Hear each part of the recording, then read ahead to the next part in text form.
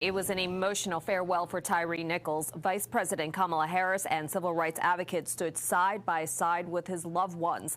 But even as he was laid to rest, the impassioned calls for police reform, they grew louder and they grew stronger.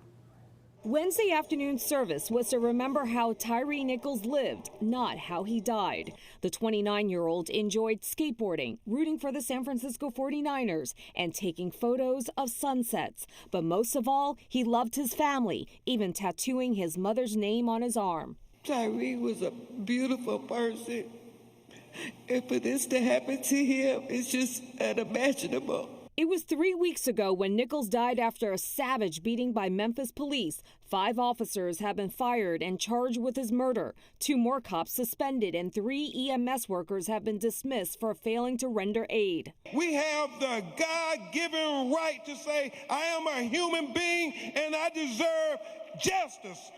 Not just any justice, but equal justice. And that's what we're going to get for Tyre Nichols, equal justice. Video of the attack on Nichols outraged the nation and prompted renewed calls to pass the George Floyd Justice and Policing Act. The legislation would lead to sweeping police reform in the nation. Nichols' loved ones were joined by dignitaries today, including Vice President Kamala Harris, who co-wrote the bill when she was a senator. This violent act was not in pursuit of public safety.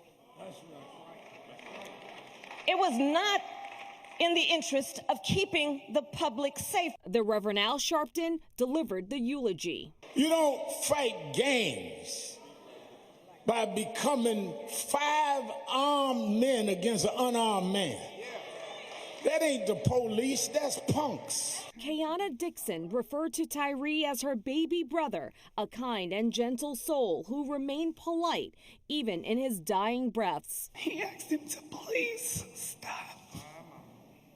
He was still the polite young man that he always was. He asked him to please stop, and they did it. And his sister adding that their family will never be the same. Also in attendance at today's service, loved ones of other Black Americans who have died in encounters with police, including Gwen Carr, whose son Eric Garner died after a chokehold by an NYPD cop, and also the family of George Floyd, whose death sparked the Black Lives Matter movement in 2020.